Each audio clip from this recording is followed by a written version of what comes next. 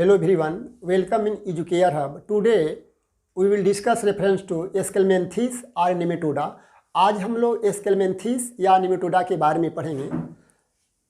इस Schelminthes phylum को Nematoda के नाम से जानते हैं क्योंकि Nematoda एक ग्रीक वर्ड है जो नेमा धन ओइडास से मिलकर बना होता है। नीमा का अर्थ होता है धागा, थ्रेड, और ओई या ओइडास का अर्थ होता है आकार, आकार जिसे हम शेप कहते हैं। अर्थात जो इन जंतुओं की आकृति होती है वह धागा के समान होती है और ये धागानुमा होते हैं, दोनों सिरे पर नुकीले होते हैं और ये स्वतंत्र जीवी होते हैं। ये स्वतंत्र रूप से पाए जाते हैं और अधिकतर जो होते हैं इंडो पैरासिटिक होते हैं। तो इस संघ में पाए जाने वाले जंतु डोरा के आकार के होते हैं, डोरा के समान होते हैं, एक टेपरिंग होते हैं, दोनों सिरों पर धीरे धीरे क्या होता है, पॉइंटेड होता है। सबसे बड़ी विशेषता यह होती है कि ये धागे नुमा होते हैं और एक कहा जा सकता है कि ये थ्रेड धागा के आकार के होते हैं, ये स्वतंत्र जीवी होते हैं तथा ये अंतःपरजीवी होते हैं। अधिकतर जंतु किन्हीं जंतुओं के शरीर के अंदर पाए जाते हैं, जैसे एस्केरिस लम्ब्रिक्टोइडिस एक पैरासिटिक एनिमल्स है जो ह्यूमन के शरीर के अंदर पाया जाता है। और अगली इनकी विशेषता ये होती है कि ये बाइलेटरली सिमेट्रिकल होते हैं, द्विपार्श्व सममित वाले होते हैं। यदि इनके शरीर को मध्य से काटा जाता है तो ये दो भागों में बढ़ जाते हैं। तो बाइलेटरली सिमेट्रिकल, साथ साथ ये भी कह सकते हैं कि ये ट्रिप्लोब्लास्टिक होते हैं। ट्रिप्लोब्लास्टिक अर्थात त्रिकोरिक होते हैं। जो शरीर होती है या बॉडी वाल होती है वह 3 स्तर की बनी होती है, इक्टोडर्म, मेसोडर्म और इंडोडर्म। इक्टोडर्म, मेसोडर्म और इंडोडर्म, ये 3 लेयर के बने होते हैं। और ये स्यूडोसिलोम होती इसमें पाया जाता है। स्यूडोसिलोम, इनमें कूट गुहा पाई जाती है, इसलिए ऐसे जंतुओं को स्यूडोसिलोमेट के नाम से जानते हैं। अर्थात ये द्विपार्श्व सममित वाले होते हैं। शरीर को मध्य से काटने पर ये 2 बराबर भागों में डिवाइड हो जाते हैं। जो बॉडी वाल होती है ट्रिप्लोब्लास्टिक होती है, 3 स्तर की बनी होती है।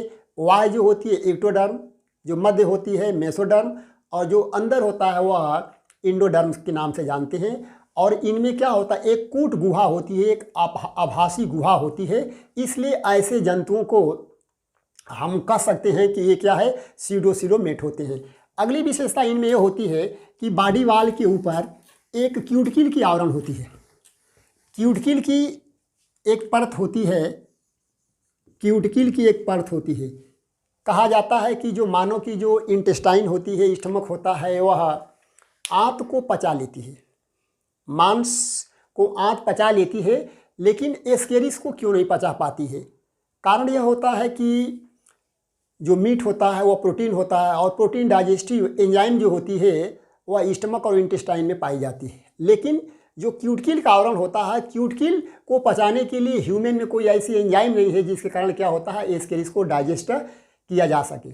इसलिए जो ह्यूमन की इंटेस्टाइन होती है वह मीट को, मांस को पचा लेती है, लेकिन इसी एस्केरिस को नहीं पचा पाती है। अगली विशेषता इनमें यह होती है कि इसे राउंड वार्म कहते हैं। जिस इन्होंने दी राउंड वार्म, ये गोल कृमि होते हैं, ये गोल कृमि होते हैं और एक इनमें टेपरिंग पाया जाता है। हम कह सकते हैं कि किनारों पर जो होता है वह नुकीला होता है और मध्य में मोटा होता है। जो नर होती हैं बड़ी होती हैं, लेकिन नर की तुलना में जो मादा होती है और बड़ी होती है। अर्थात कह सकते हैं कि मादा बड़ी होती है, नर छोटा होता है, लेकिन वह मुड़ा होता है। और अग्र सिरा पर जो इंटीरियर रीजन होता है वहाँ माउथ पाया जाता है, माउथ पाया जाता है, और जो पोस्टीरियर एंड होता है वहाँ ये एनस पाया जाता है। यही एक ऐसा संघ है, प्रारंभिक एक ऐसा या निमेटोडा संघ है जिसमें आहार नाल सीधी पाई जाती है। अर्थात मुख से एनस तक आहार नाल पाए जाने वाला यह प्रथम संघ है। और नेक्स्ट हम कह सकते हैं कि ईपीडर्मिस के नीचे जो होती है लॉन्गिट्यूडिनल मसल पाई जाती है। इनमें जो ईपीडर्मिस होता है, ईपीडर्मिस के नीचे एक लॉन्गिट्यूडिनल मसल्स होती है और यह एक प्रोटेक्टिव कवर बनाती है। नेक्स्ट अगला हम कह सकते हैं कि जो आहार नाल होता है वह सीधा होता है और मुख जो होता है वह लीफ से क्या होता है, वह घिरा होता है। इन जंतुओं की सबसे बड़ी क्या होती है, विशेषता होती है ब्लड वेस्कुलर सिस्टम। जो ब्लड सर्कुलेटरी सिस्टम होता है, रक्त परिवहन तंत्र और उत्सर्जन तंत्र क्या होता है, हम कह सकते हैं कि अब्सेंट होता है। इसमें एक एच के आकार की रीनेट सेल पाई जाती है और वह एक ट्यूब के आकार की होती है जिससे उत्सर्जी पदार्थ होते हैं क्या होते हैं, इनसे बाहर हो जाते हैं। और तंत्रिका तंत्र में नर्व रिंग पाई जाती है और साथ साथ क्या होती है, इसमें 6 लॉन्गिट्यूडिनल नर्व मसल्स पाई जाती है। एक नर्व रिंग पाई जाती है, 6 जो होती है लॉन्गिट्यूडिनल नर्व सेल्स पाई जाती हैं। सबसे बड़ी इनकी क्या है विशेषता होती है, ये यूनिसेक्सुअल होते हैं, यूनिसेक्सुअल होते हैं और मेल और फीमेल अलग अलग होते हैं। इसमें सेक्सुअल डाइमॉर्फिज्म पाया जाता है, माने लैंगिक द्विरूपता पाई जाती है। Means male and female both are recognised to each other, जिसमें नर और मादा को हम आसानी से पहचान सकते हैं कि नर कौन है और मादा क्या है। तो जब नर और मादा को आसानी से पहचाना जा सकता है उसे हम सेक्सुअल डाइमॉर्फिज्म या लैंगिक द्विरूपता के नाम से जानते हैं। सेक्स सेपरेटेड होते हैं, नर मादा अलग अलग होते हैं। और जो फर्टिलाइजेशन होता है, फर्टिलाइजेशन, इसमें फर्टिलाइजेशन जो होता है वह इंटरनल होता है, इंटरनल होता है। और जो डेवलपमेंट होता है वह डायरेक्ट होता है, लार्वल स्टेज पाई जाती है। अब कुछ एग्जाम्पल के तौर पर हम कह सकते हैं कि एस्केरिस,